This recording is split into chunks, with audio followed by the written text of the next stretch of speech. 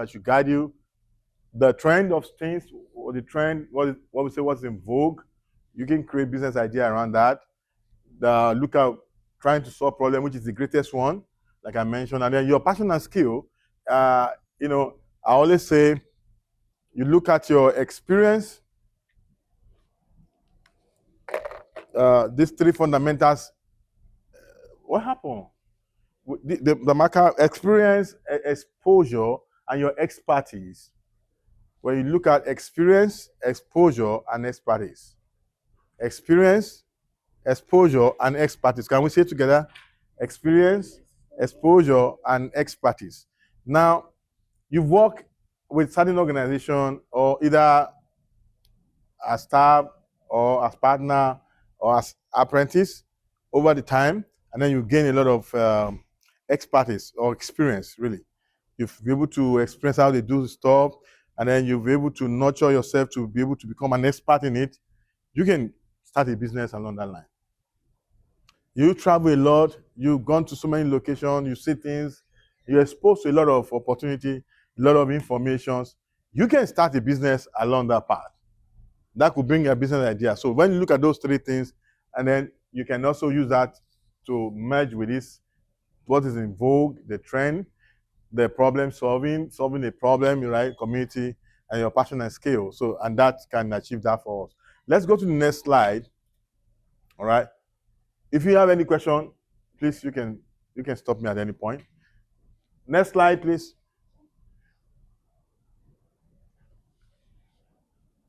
So I'm going to have some few we're going to have case studies that we're going to look at along the line, and then we're going to have some assignment. So scalability and environment. Now, some people from our experience, introduction, we've been doing business, some back home, some different location. Now you are here in Canada. How do you scale your environment? What do you need to consider? So we say what? Scalability is what? Ability to what? To grow without proportional cost increases. And how do we mean by this?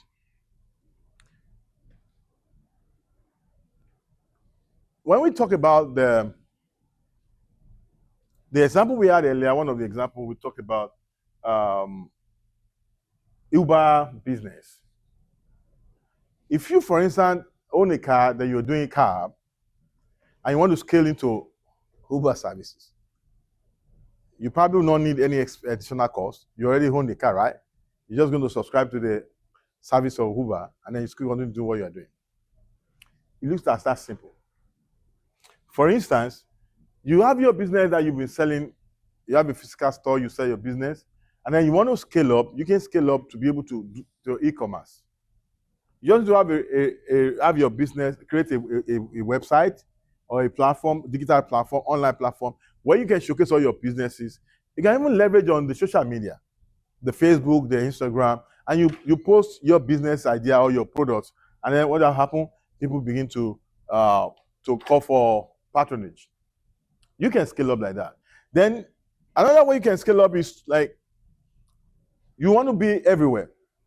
Your business is loved here in this neighborhood, and you're like, we need to be in Toronto, Scarborough, New York, we need to be in some locations. You can go by the way of franchise and say, okay, we are not ready to buy or to go there all by ourselves to build another building, so we can open up a franchise. What has happened? You're scaling up your business operation. You're going to have more network, more branches. All right? And you said you love it back home with your business. I guess you get more patronage there. But there's nothing stopping you from still continue doing what you're doing there. Even still sell to them. Yeah, I still sell to them. So while you're selling them, you continue to, whatever you make there helps you to stabilize there until you understand this terrain and understand what, there may be a need for tweak from what you are doing back home to what is going to be acceptable here.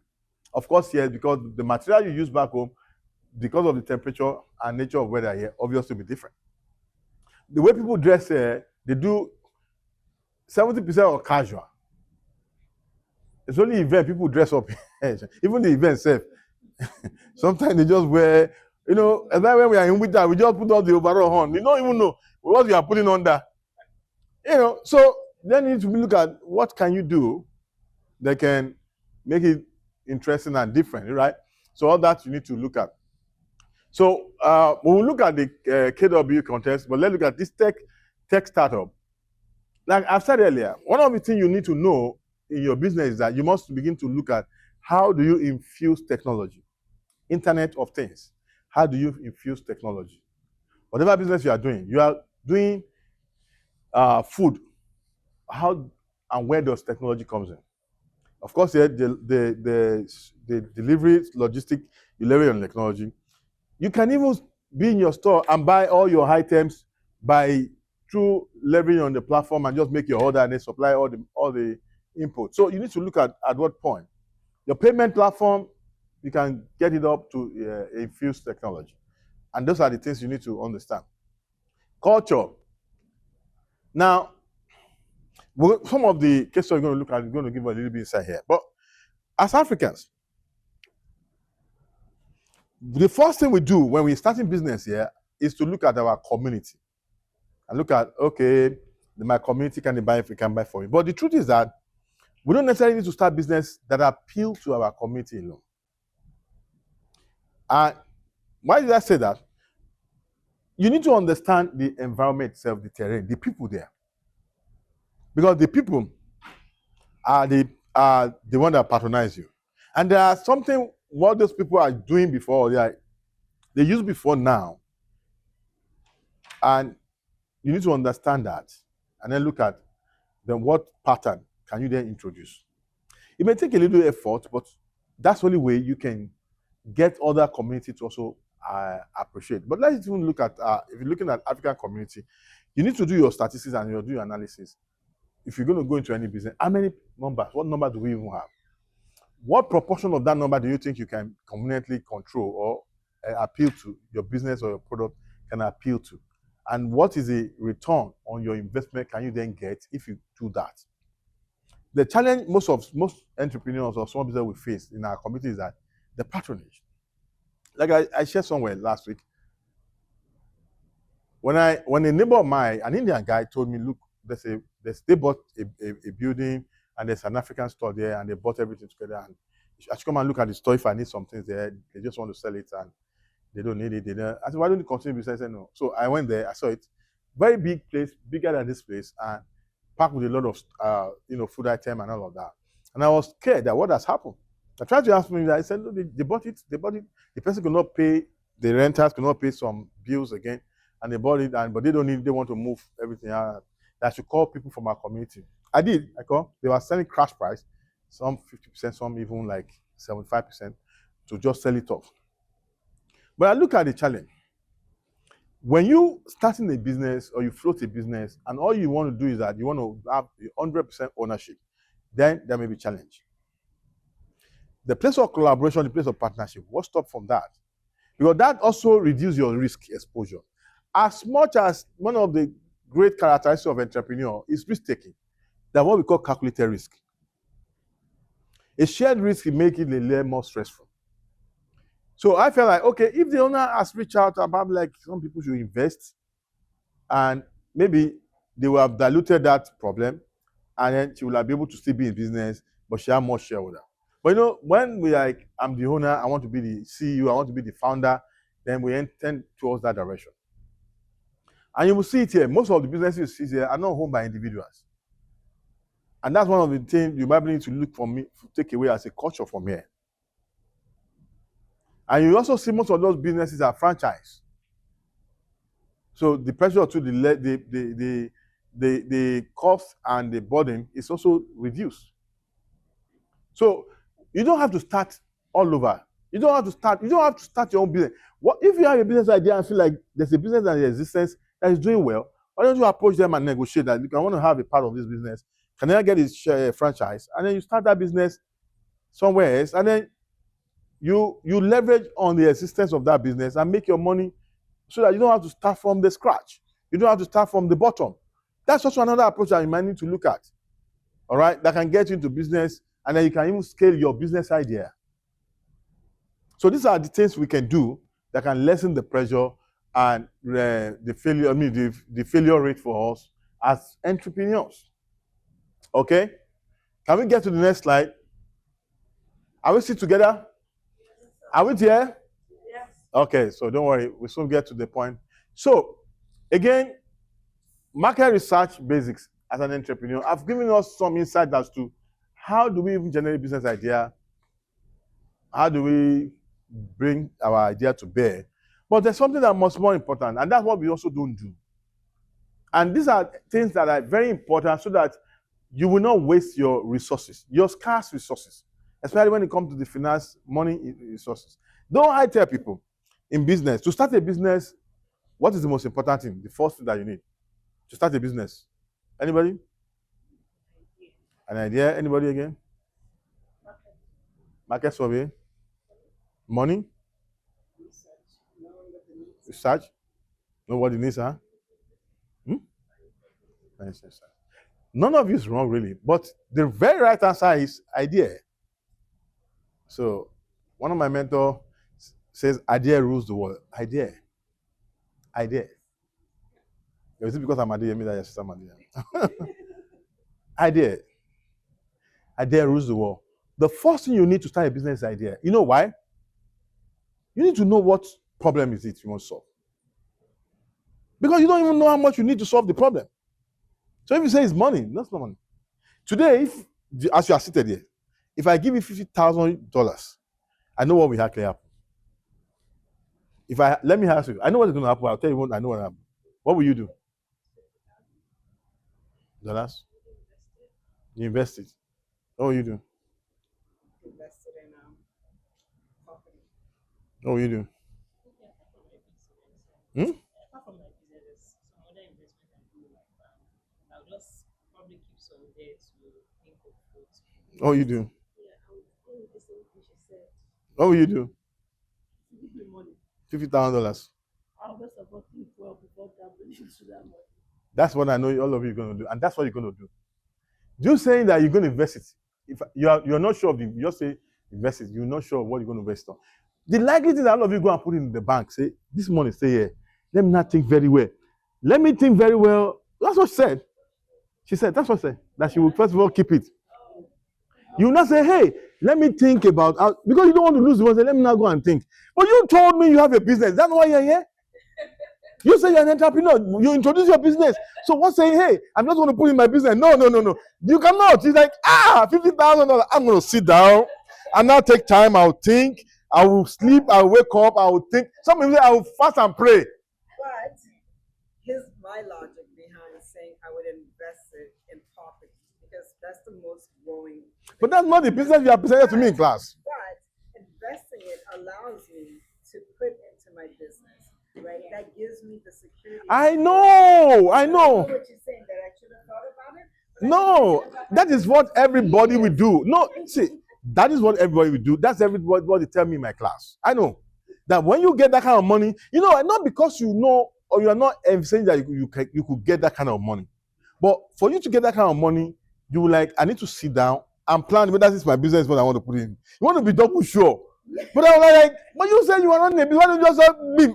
I was like, look, if I get it, I'm just going to go improve my business and expand it. And then, no, you will go, everybody will go say, I will keep it. And I will think, now you want to think again about the business you say you are doing. But that's the truth, really. But can I ask a question? Yeah, go ahead. When I say invested in a property, isn't that also to a form of Not bad. Well, she said she will put a part in her business and then she will do, she now remember she has other things she do. So I'm just saying to you that the logic is that when you have that volume of money, even if it's a grant that you got, most time everybody will not deploy that money. Even when you have written for the grant that this is what I want to do with the money specifically, you will not deploy it. You will still look at, okay, let me think again. And so that's why I say, everybody always say, hey, I have an idea. I know what I would do if I get $1 million. I know, but give them $1 million. They will keep it. They will go and be sleeping. They will have sleepless nights. $1 million. God, thank you. I didn't know he's going to come this way. I didn't know if he come this way. I mean, is that not the song? $1 million. I don't want to lose this money. What will I do? You will go into panic mode. So is it that you're not expecting that your business can grow to that level before? So that is a place of why we say you must be critical about your research. Because there are many people that have started businesses and they are along the line, they just change. They say, hey, well, we started this way, but we realized that we... So that's what we call business plan. I'm sure there's a part of this class, probably session you do business plan. So you ask yourself, so what happened to that? All the information you worked on, you searched, you done, so they are not fortified. So that is why, for entrepreneurs, 40% of your time must be about strategizing, thinking, analyzing your business, so that you can use the remaining 60% to get the result for it. The bulk of the work, in fact, that was what we call it 80-20 Pareto principle. Because you've done your work so that when you launch, you get your result. So there must be that time for you as a business person. You must always have that time to look at your business, rethink your business, analyze it, look at it again and again. So, but before you set out, there's what we call feasibility study. Feasibility study is to first of all do a bit of analysis, findings, to know about it. No matter the business, even if it's a business you are familiar with. Our business that she's mentioned, she probably will do a feasibility study in the US, in Canada, like, can the business thrive here? No. But if you bring the idea back home and like you want to, because you felt the people back home, the same pair of people are here. Yes, the black people are here. Yes, they will buy it. No, it may not. Because you also know that they are also exposed to this environment and they might have different perception about things. So you need to look at it critically, do your feasibility study, then you have to do your business plan. Because the information you gather during your feasibility study, which helps you to look at both the market situation, audience perception, the environmental, the economy analysis indices, you do all of that, then you put those information together, then you do your business plan. Yeah, we always say, it's not compulsory that you have a business plan before you start the business, no. But even at that, you must be able to do what we call a page analysis. And these are the things I'm talking about. Because these things here, it's just like under a page, you can put it there. But you must have it. Because when you have your vision, then the next thing you go to do, who are the target audience? You have a problem you want to solve. So for who? Who are the people you want to solve the problem for? You must be able to define who they are. Because otherwise, you find that you start the business and you didn't get your audience well, and then you get into frustration. Because when you feel like you want to say to the people, you assume. And then you don't have to work with the assumption here. Do your critical analysis of your target audience from your market research. Then analyze competition, your competitors. Who's doing something similar? What are the brands that can nearly be alternative for you? You have the, can I borrow your Pepsi? You have this. I want to borrow your water. Pardon me. You have these two. Are they competing brands? Are they competing brands? Are they competing brands? Yeah. Okay. Madam, are they competing brands? Why do you say no? Oh, why do you say yes?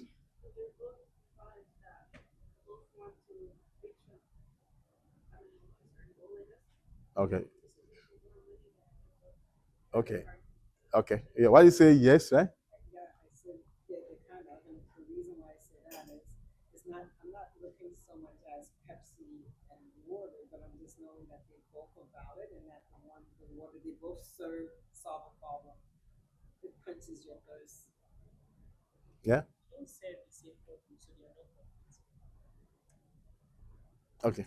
Are you saying no? I would say that water is soft drinks. Just like she said, that's the same thing. Okay. How do you say so? I say yes because some people like to take pork. Example, me, I like pork more than water. So you're part of some people. I'm part of some people, so let me say the truth. I like pork more than water. Before I can take 4 or 5 of this pork, before I even think of taking water a day. Okay. You know the answer? Yeah, that's the right answer. So I'm not going to kid you that, look, yeah, good contributions, but they are competing brands. They are actually competing brands. Oh, not brands, competing products. Yeah, maybe if you want to use the word brand too. Because what problem are both solving? If I drink Pepsi, it doesn't mean I'm going to become black. I probably will get hydrated and then solve the thirst problem. If I take water, I solve the thirst problem. The only difference is that aftermath enjoyment, possibly. That okay, pops will give me more kind of a flavor, because it's water, painted water. Let's read it that way. It's a painted water, or it's a water that have been added with a lot of other additives. But this is water. So they are completely bad, because if I'm in a location and like, oh, I need something to quench my thirst, and I say, oh, we don't have water, we have this pop, I will take it because it's going to solve that problem right away. But if I go to a party and then give me water and you are serving me water, I say, what happened? We give me Pepsi. Yeah. I say, no, you are not part of the high class. I feel rejected. Meanwhile, they are solving the same problem, but because it's Pepsi, she's taking her Pepsi. She doesn't like water. But when you go far and go like medically, they will tell you water is better. So, but if you experience situation that you are in a situation, location you are selling, and then people like, water say there's no water around here, there's no water.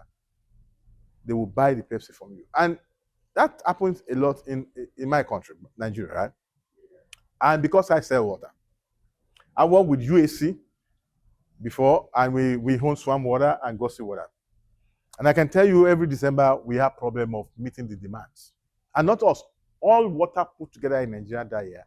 Every December, usually, I don't know now, I don't know last year, but when I was there, I know that there's always a problem. You don't meet the demand. So people then buy other drinks, even though naturally they will buy drinks for party, right?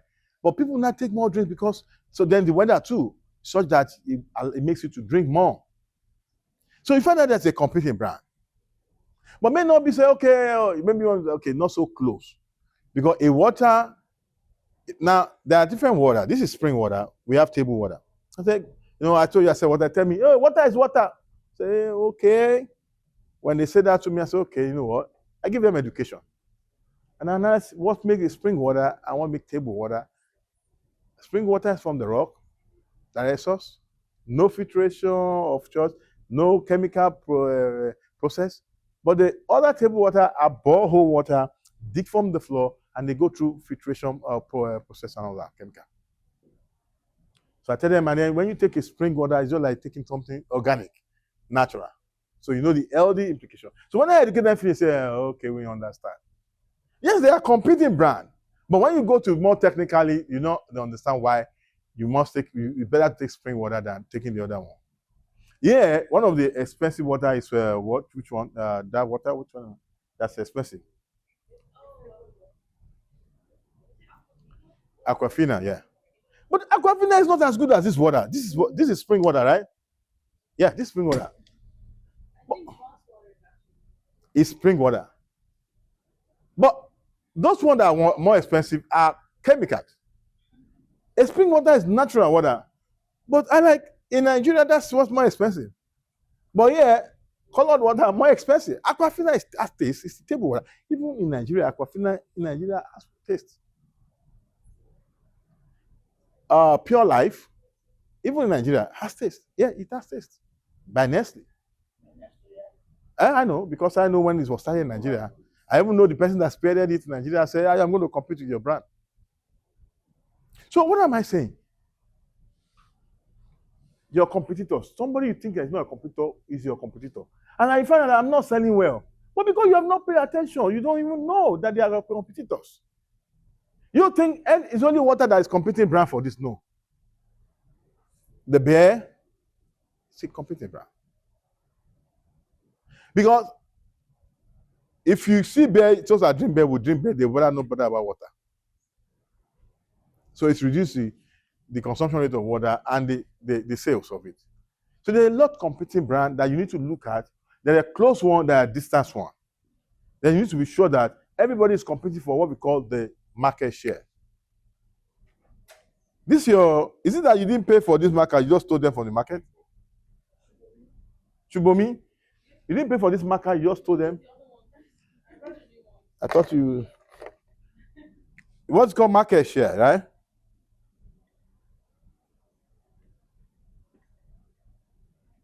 Everybody is competing for the market share. So when you're saying you hear, oh, the highest selling phone is a high phone, I can tell you they may not be controlling more than 12% of the total market share. So sometimes like when you hear that, like, oh, they must be selling 80%. No. And you find that Samsung may be just be selling like 10% or 11.5 or 11.59%. They're so close. And then other brands, some brands are sharing 5%, 1%, but they are still controlling the lion's share. And everybody wants to compete for the lion's share.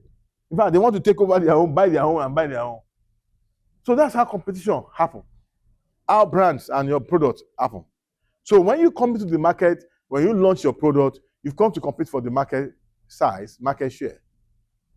So you need to understand, because this is where the challenge comes from. As I will say, do your survey, do your market value, analysis and all of that. Then tools that you can use to do some of these things. You can use Google, Google Trend, you can go online, do some of this analysis. In this area, Waterloo, how many businesses are involved with so?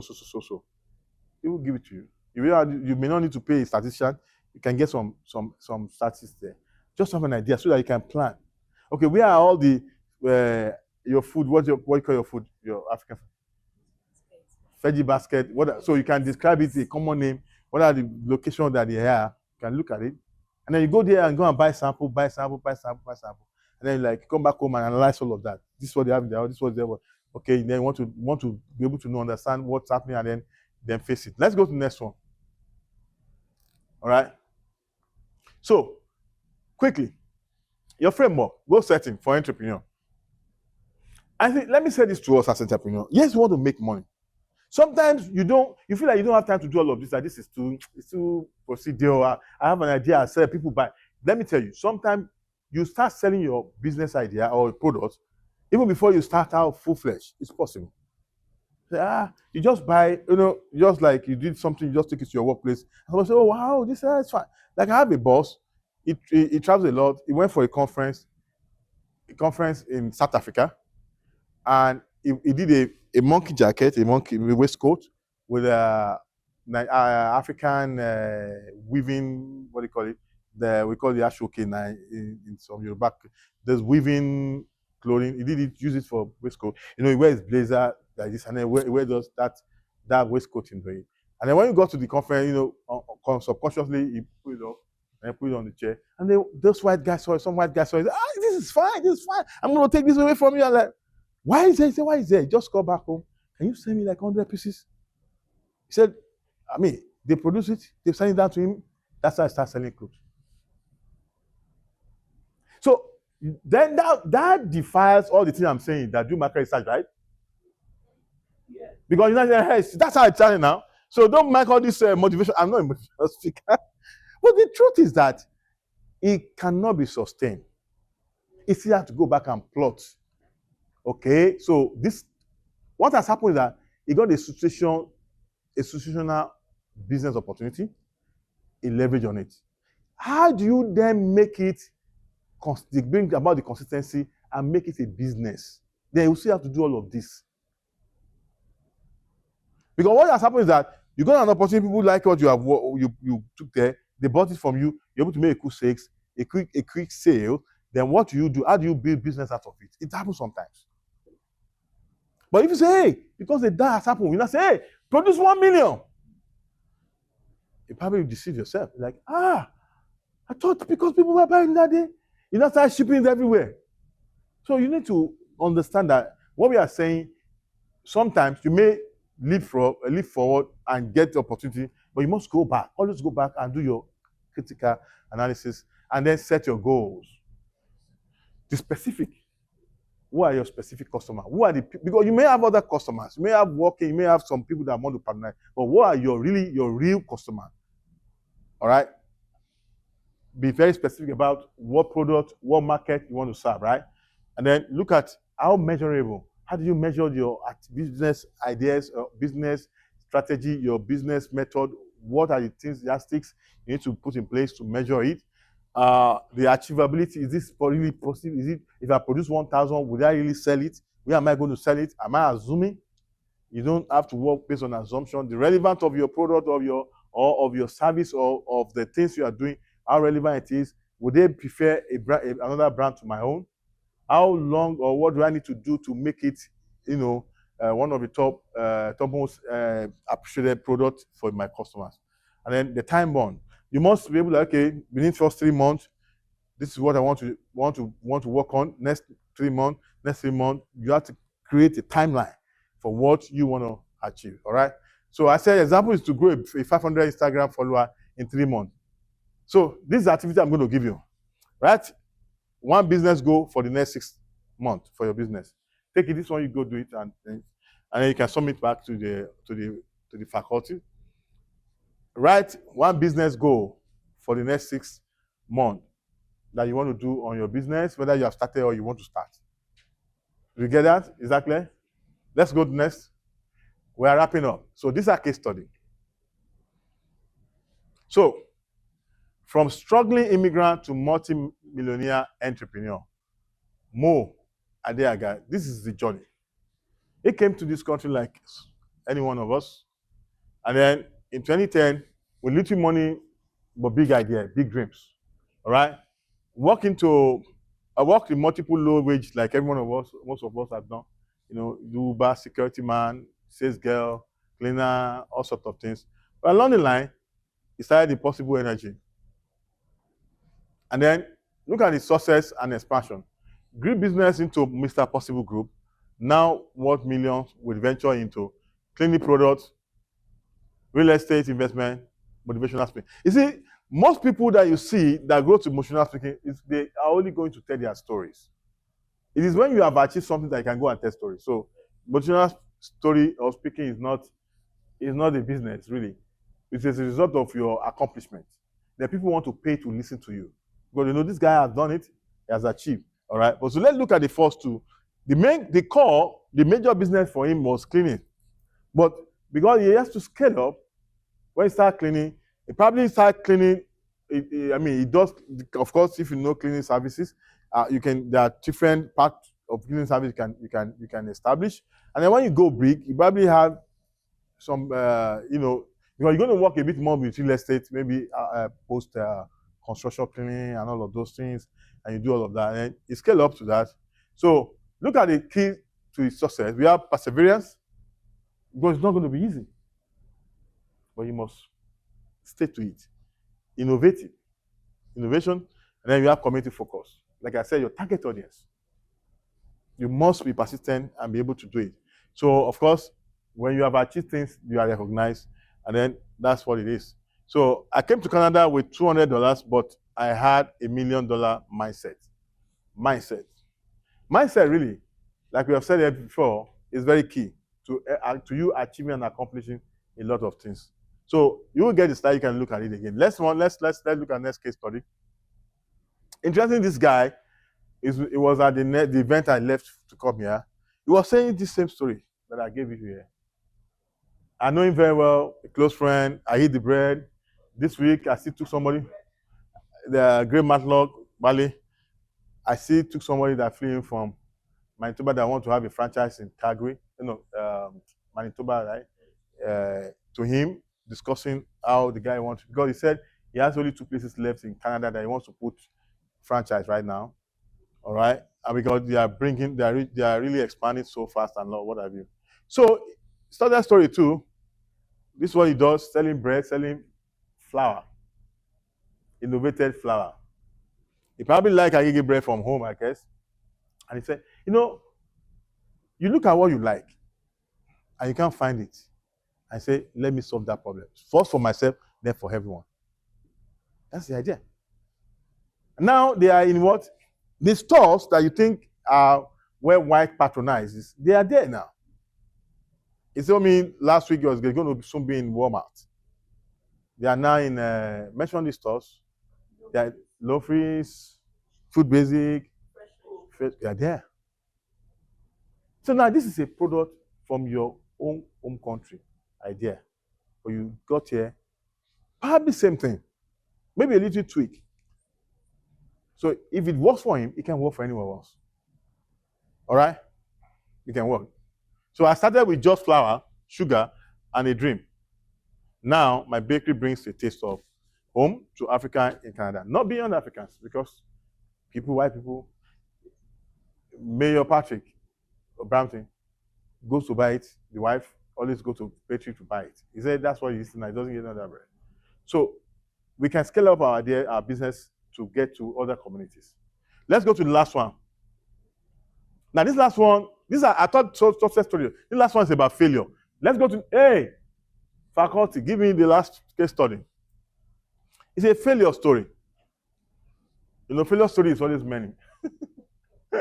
All right, but the truth is that the rise and fall of a taste of Lagos, a Nigerian Canadian restaurant struggle. This person must have done a little bit of some research, but it might feel like, oh, I got money. I want to, sometimes like a business, like I have money. You can buy the building, buy the equipment, buy everything, and thinking that will make the business to move fast, and you deceive yourself. Sometimes you have business idea that you might deliberately, intentionally have to start slowly, even when you have the money. You start slowly and do the artificial growth because you have the fund, right? So you must have the buy-in. The target audience must be right. So I will let you read this. And these are for learning. I'm working in a book of failures of people in businesses. We like to write success story, but you need to learn. The failure is not because they fail completely, but there are lessons that we need to take as entrepreneurs. I have my own share of my own failure. I run a magazine firm. I started as a result of passion for entrepreneurs, small businesses, but they cannot afford to buy it. So what I do, I publish, I give to them free. I give to them, and I just sat down one and I've spent like $20 million publishing magazine. Even though I put it at some outlet for people to buy, but I wasn't bothered about buying. I was bothered about transferring the knowledge, information for people to try. So I had to stop because I can't sustain it. People cannot buy it, but the quality information. But people would rather want to get it for free, and I was giving it for free.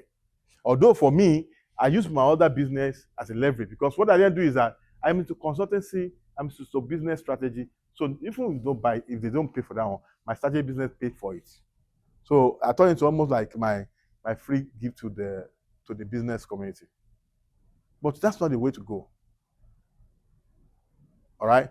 So along the line, I realized that people don't do more with more physical paper. So I then want to scale up to digital copy and then establish a TV where I cannot talk about the business and all of that. I started doing that, So you need to learn from this. The collapse, Taste of Lagos was 150K in debt because probably as invested, get money, loan, and now the debt is there.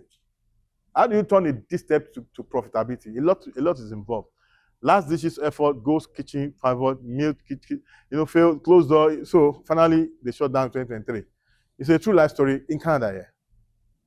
So let's read it, take our time to read it, and learn from this failure. All right? Are we together? Let's go to the next one. So funding and resources. Your funding, like I always advise, because this is very key for us as an entrepreneur.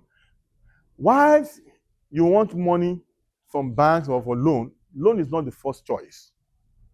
Start from your savings. If you don't have savings, get people to do other people's money, get people that can fund your business, your friends, and all of that. Don't rush to loan. Most loan keep you incapacitated. In Canada, you can get grant, but it's also not going to be immediately. So look for resources that are available that you may not hold you too bad to have to prepay. Otherwise, you go to stress of building the business, you go to stress of having to repay. So the pressure, many people have died because they wanted to start a business and then they were overwhelmed by pressure. Their BP shot up, and before they know it, they die. So the vision died, the idea died. All right? So there are opportunities that you can leverage. Canada Business Grant. Attend some business. When you hear about finance, attend and learn. And in Canada, really, there are opportunities for small businesses and all of that you can leverage on. All right? Angel investors that they are crowdfunding, like I said, you can leverage on that. Let's go to the next one. I think that's the last one. So what next? So this is part of your assignment. Research your idea, network, attend event, and then start small. Start small. Even when you are there, you feel like, oh, I can do big, I can intentionally slow down so that you can, one, be able to build a business that will not stress you out. You are not trying to solve people's problem and then create problem for yourself. That's not the idea. Is that the product you want to sell? No. So you don't want to solve problem and then you end up being pre-problem. Say, carry him, oh, this is a business. So you want to solve a problem and now you are the problem. People die, health loss, because it will not appear like you're looking for money. That's how people do business. It's not. Well, if you're able to get your solution right, then money looks for you. And it's possible. And there are stories out there of both failure and success. Okay? Do we have questions? Next slide. So this organization, of course, yes, I'm sure they are open to a lot more workshop, a lot more mentoring. Tap into it, look for all that similar organization and take advantage of it. So, do I have questions? There must be questions, or I will ask the question. You are selling information, I mean. Mm-hmm. Yeah, your question? I want your question.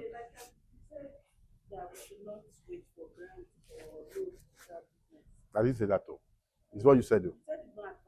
To go for loan first. You can grant good, but you may not always get grant to start your business. Yeah. So we are talking about starting out now. So start with your savings, little fund you can gather, friends, commitment, family member interest and investment. You can start from that. And there's nothing stopping you if anybody has a business I think you want to start for working with that person or align with them and then be able to either get paid or do your apprentice so that one of the things that is very important is that any business line you want to go, why don't you go and learn it? Learn it because it saves you a lot more than just saying I have money I want to deploy and then you end up wasting your money, losing your money, then you now come back and learn because that's always happen eventually. When you lost money, you now come back and learn. What should I learn? So we say experience what is the best teacher, but it doesn't have to be your own experience. Your own experience is the reality. It's no longer experience. It's your own reality. But if it's somebody else's experience, then it's the best teacher. You get that? Okay. This entitlement that we have with blacks, like I don't want to work with someone by learning. And then you're not ready to make money. Yeah. I have staff like 5 who are coming from Nigeria, shops and stores.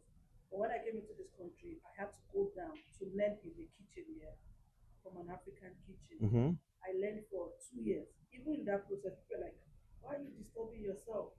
I just want to get myself acquainted to what is happening in this country, how I'm going to navigate Yeah. business. Yeah.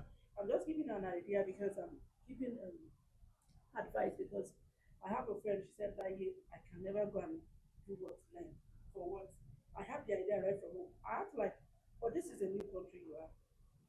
Not Nigeria that you have Bobolo. You can do that, but here you can't do Bobolo. Yeah. You know, everything certification. I mean, you do all sorts of business, but the certification that everything here is regulated, and you must key into it. All right. And I also want to advise: don't start a business that requires a lot of regulation if you don't have it. If you don't have it, get someone that has it, because so that you don't lose. Eventually, if you lose the opportunity, then you don't become a problem that you cannot start another business. All right. So you need to look at and balance all of that. There's nothing stopping you from learning before you start. It's a good way to go so that you don't lose your resources, your hard-earned resources. Okay. Any other question? We take 2 more and then we close. Okay, so if no question, let's have a feedback. So how do you feel? What do you learn? What do you gain? Tell me.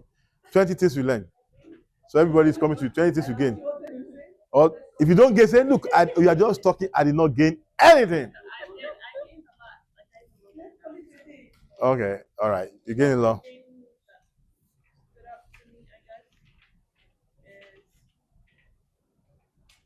Say it. Oh, say it. It's the mindset. The mindset, okay.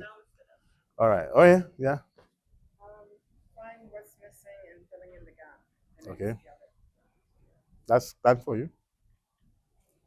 I was taking notes too. Oh, okay. Yeah, fantastic.